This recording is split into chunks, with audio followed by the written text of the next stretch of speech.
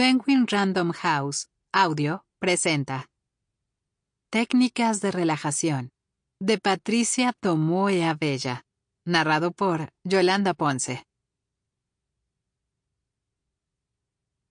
Introducción. Decir que vivimos en un mundo donde nos rodean las malas noticias, las situaciones de tensión, los pensamientos negativos y las influencias dañinas no es ninguna novedad.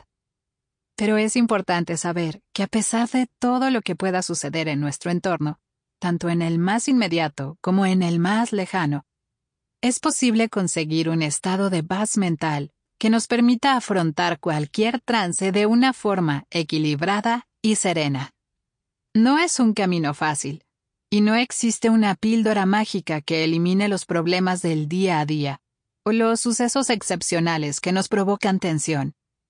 Es cierto que hay fármacos capaces de aliviar los síntomas derivados del estrés, pero ojo, solo los síntomas, no las causas. En nuestras manos está ir más allá para preparar el cuerpo y la mente, y proporcionar a nuestro organismo los recursos que nos reporten el bienestar que define una vida sana y feliz.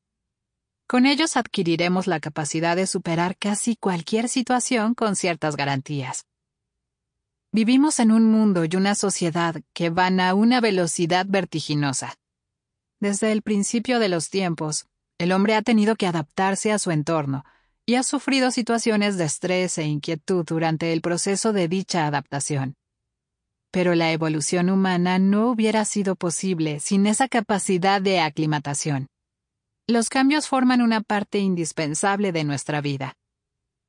Sin embargo, no todo el mundo tiene la misma capacidad de adaptarse, aceptar la frustración o modificar hábitos de conducta dañinos. Pero hay que saber que existen formas de aprender a preparar la mente y reducir al mínimo el sufrimiento que nos provocan los periodos de incertidumbre y tensión. Somos seres únicos, irrepetibles. Hemos sido educados para temer a los necesarios cambios, para no arriesgar. Podríamos decir que hemos sido deficientemente programados. Y cuando nos encontramos ante realidades en las que nuestra aparente estabilidad se tambalea, inmediatamente nos sentimos desequilibrados. Todos aglutinamos una serie de virtudes y de defectos latentes. Nuestra más valiosa labor es la de potenciar las virtudes y pulir los defectos. El equilibrio de la mente, del pensamiento, es el que nos permitirá afrontar, lidiar y superar el incierto día a día, siempre susceptible de amanecer con variaciones y con circunstancias que, de no estar lo suficientemente preparados, pueden resultarnos perturbadoras.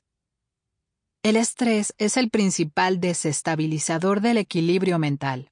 Por eso vamos a empezar el libro conociéndolo mejor, pero además, mediante las sencillas pautas y ejercicios que este útil manual de técnicas de relajación pone a vuestro alcance, dispondréis de las herramientas imprescindibles para alcanzar un estado de relajación en cualquier momento, en cualquier situación. Esto no solo repercutirá de forma positiva, aportando bienestar mental y físico, sino que mejorará la salud en todos los aspectos. ¡Empezamos! Conociendo al enemigo. El estrés.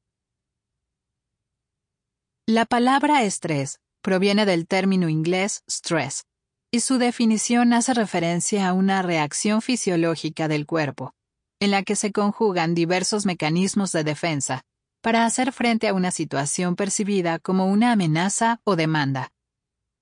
Esta reacción es una respuesta natural y necesaria para sobrevivir, y no siempre tiene un sentido negativo. Al contrario, puede ser un catalizador que en un momento dado genera energía para motivar a las personas. Cuando ese estrés se prolonga en el tiempo y no se maneja adecuadamente, es cuando se torna negativo, ya que puede llegar a provocar daños en el organismo. El concepto como tal fue definido en la década de los 30 por Hans Selye, entonces un estudiante de medicina de la Universidad de Praga, que observó una serie de síntomas comunes en los enfermos a los que estudiaba, independientemente de la dolencia que padecieran. A este conjunto de síntomas Selye los llamó síndrome de estar enfermo.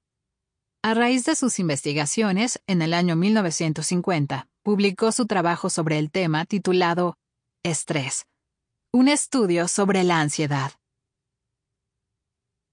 Causas del estrés. A grandes rasgos, podemos decir que hay dos tipos de estímulos que pueden ser desencadenantes del estrés. El primero es el de los estímulos externos, problemas familiares, afectivos, trabajo, dificultades económicas, etc., que causan estrés mental. El segundo es el de los estímulos internos del organismo, dolor, enfermedades, traumas, etc., que provocan estrés físico. En cualquier caso, hemos de saber que el origen del estrés está en el cerebro, que es el responsable de reconocer y responder a los factores causantes del mismo. Ante un estímulo o amenaza, se inicia una cadena de procesos fisiológicos regidos por el cerebro, en la que se generan toda una serie de sustancias que nos mantienen alerta y nos impulsan a responder ante la situación estresante. El hipotálamo, la glándula endocrina situada en el cerebro, se encarga de regular las emociones, así como el dolor y el hambre, y junto con la glándula hipófisis, situada en la base del cráneo, genera unas hormonas que activan las glándulas suprarrenales situadas encima de los riñones. Estas producen, entre otras hormonas, adrenalina y cortisol. Así, tras la percepción de peligro o amenaza, se produce una activación generalizada del organismo. Es una reacción que desencadena un proceso complejo, en el que también intervienen otras sustancias, como la dopamina y la serotonina, unos neurotransmisores que tienen efectos estimulantes. Proteínas como la gelanina, que actúa como ansiolítico o reguladora de la ansiedad, y las hormonas sexuales, que influyen sobre el sistema inmunológico y el nivel de actividad física. Es así como un estrés de intensidad manejable produce un efecto energético y vigorizante, y nos mantiene alerta, concentrados y competitivos, ayudándonos a adaptarnos a los cambios y a afrontar situaciones de incertidumbre o que conlleven cierto riesgo. Un símil útil para entender mejor este funcionamiento consiste en imaginar nuestra mente como si fuera un muelle. Tiene una capacidad de dar de sí, pero con un límite. Supongamos que tenemos que someternos a una entrevista de trabajo. Es una situación nueva y desconocida, donde no podemos prever los resultados. Eso genera un estrés momentáneo. Es decir, el muelle se tensa. Una vez hemos pasado la entrevista, independientemente del resultado de la misma, esa tensión y estado de nervios se calman. El muelle se recupera y vuelve a su forma originaria. El ejemplo de la entrevista serviría como muestra de un estrés momentáneo, que no causa males mayores. En cambio, si el estado de presión se perpetuase en el tiempo, por ejemplo, porque una mala situación económica se prolonga demasiado, el muelle se tensaría peligrosamente. Cuanto más tiempo pase en esa etapa de tensión, menos capacidad de recuperación tendrá el muelle. Y eso es lo que nos pasa también a las personas. El estrés prolongado provoca daños en el organismo. Es lo que se conoce como distrés, el punto en el que no hemos podido adaptarnos a la situación y se produce un agotamiento a nivel físico. De todos modos, hay que tener en cuenta que cada persona procesa el estrés de manera distinta, y las reacciones pueden ser también muy diferentes. Existen una serie de variables que dan a la personalidad unas características determinadas que la hacen más o menos resistente al estrés. La mayor parte de estas resistencias vienen determinadas por nuestras creencias, las cuales hemos ido incorporando a lo largo de nuestra existencia.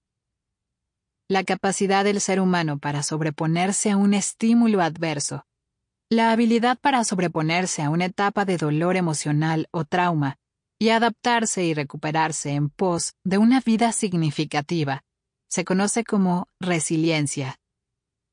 Estadísticamente se ha comprobado que una mayor actividad cognitiva y un mayor nivel intelectual favorece la resiliencia.